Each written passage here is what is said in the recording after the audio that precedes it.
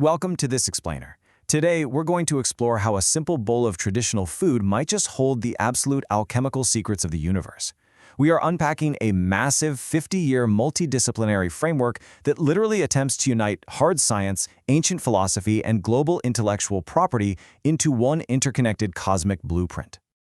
Okay, let's dive right into this incredibly dense Philselfology framework.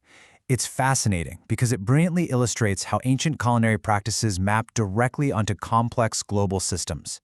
Imagine shifting your perspective from a giant global institution all the way down to a tiny artisan kitchen where daily meals are prepared. This framework argues that the exact same energetic rules apply to both. To make sense of these massive concepts, we're going to hit a few key areas: sacred recipes and tonics, the science of RPPL, the 7 levels of creation, ancient radiant thermal fire, cymatics in the kitchen, and finally, a global blueprint for wellness.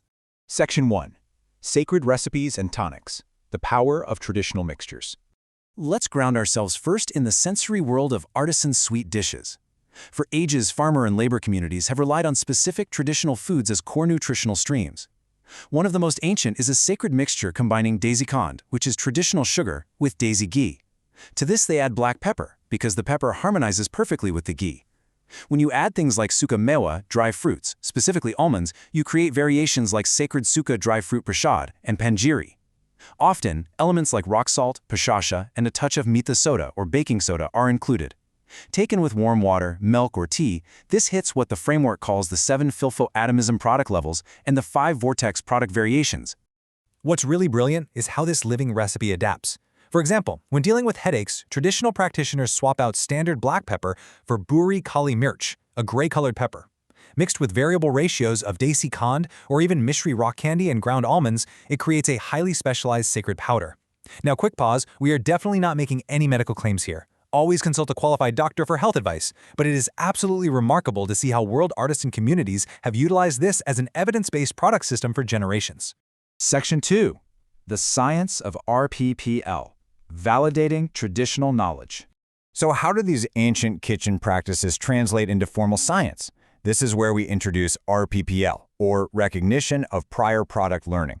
While standard RPL validates human skills, RPPL is the alchemical evaluation of how raw materials actually transform across energetic levels.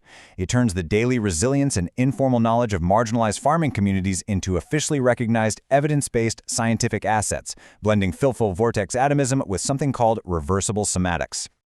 The crucial point is how this applies to specific formulations, like the sacred Kara Parshad offering. It calls for exactly 1 part wheat flour, 1 part desi ghee, 1 part sugar, and 3 parts water. This exact 1 to 1 to 1 to 3 ratio isn't just a simple cooking instruction, it's practically a living laboratory experiment. It perfectly balances the physical elements to create an optimized, energetic, unified mass. Section 3. 7 levels of creation, the evolution of matter. Let's see how this builds into what the framework calls the 7 energy levels. Basically, every Earth-produced natural physical product system evolves through 7 energetic stages. Think about the journey of desi ghee. It starts as milk, evolves to milk cream or malai, then yogurt, butter, lassi, and finally reaches the clarified state of ghee. In the overarching Philfo 4 and 5th system, this evolution also ties into 5 structural columns: vortex, spiral, spin, spheres, and spherodoms. It's a deeply structural way of viewing everyday matter. And this brilliantly illustrates how those 7 levels of physical matter map directly onto language itself. The sources show that these product evolution levels perfectly align with the 7 rows of the 35-letter EK Gurmukhi alphabet. It treats language not just as a tool for communication, but as a literal structural blueprint for creation. Section 4. Ancient radiant thermal fire, the catalyst of transformation. Of course, all of these ingredients require a catalyst, right? The sources describe a very specific energy used in these sacred cooking methods called ancient radiant thermal fire. This operates beautifully around a room temperature of 25 degrees Celsius, specifically utilizing microwave ranges of thermal energy. When food and drink products are cooked this way, they take on distinct golden, red, reddish, and even vibrant orange color shades. But this goes way beyond just cooking a meal. It has huge ecological benefits. This specific thermal energy converts wood into coal, charcoal, biochar, and biocharcoal. You can literally dump the resulting ash and biochar products back into the earth to support gardening and ecological farming. Plus, this highly economical cooking mode is proposed as a direct solution to problems of low supply in kitchen gas and global fuel shortages. Here is a super practical example for dairy workers using traditional chullas, or stoves. To optimally boil milk with this radiant fire, you actually add a little water to the milk, which yields more malai cream, and then you add a pinch of salt, which lowers the boiling temperature. This highly economical mode of cooking brings better health and wellness, but crucially, it saves self-employment, SME, and MSME industries during times of crisis. It's literally a strategy for disaster risk reduction, or DRR, recognized even up to corporate and UNO project levels. Section 5. Cymatics in the Kitchen, the Science of Sacred Sound. Up to now, we've talked about physical ingredients and fire, but we are missing one massive ingredient you can't actually see. How does the sound of our voice physically alter the food we cook? The framework introduces reversible cymatics and vortex atomism. This is the observable science where sound vibrations create actual geometric spinning patterns in physical matter. According to the text, the preparation of these sacred foods isn't complete without sound. By reciting sacred hymns, specifically the Japuchi Sahib and Anand Sahib, during the roasting process, the cook is literally imparting physical vibrational structures right into the food. The sound acts as a fifth-dimensional force, embedding holistic wellness into the very atomic structure of the meal.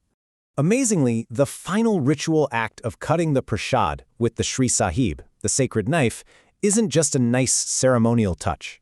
In this framework, touching or cutting the food shifts its cosmic energy from a static 27 constellation zodiac wheel over to the dynamic 28th constellation of Abhijit, completely harmonizing the food with moving cosmic energy. Section 6. Global Blueprint for Wellness, from the kitchen to the UN.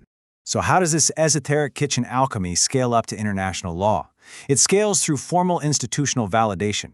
The researcher behind this took the Philfo 4 and 5th systems and tied them to Hague industrial designs and technical grammar. This translates sacred recipes into WIPO community IP and patent streams. Ultimately, it provides validation through the UN's International Labor Organization, unlocking vital funding for micro, small, and medium enterprises worldwide. Ultimately, this exact RPL credentialing gives marginalized artisan communities a powerful voice and a formal economic settlement. It recognizes the hard science of their daily survival. All of this builds toward what the framework passionately calls the Happy Peace Day model, or Happy Earth model, a unified global grammar harmonizing science, tradition, labor, and peace. It leaves us with a truly fascinating thought, doesn't it? If shifting our perspective on a simple recipe of ghee, sugar, and flour can bridge quantum physics, cymatics, and United Nations intellectual property, what kind of cosmic alchemy are you performing every time you prepare your morning tea? Think about that the next time you step into your kitchen. Thank you so much for joining us for this explainer, and keep questioning the universe right in front of you.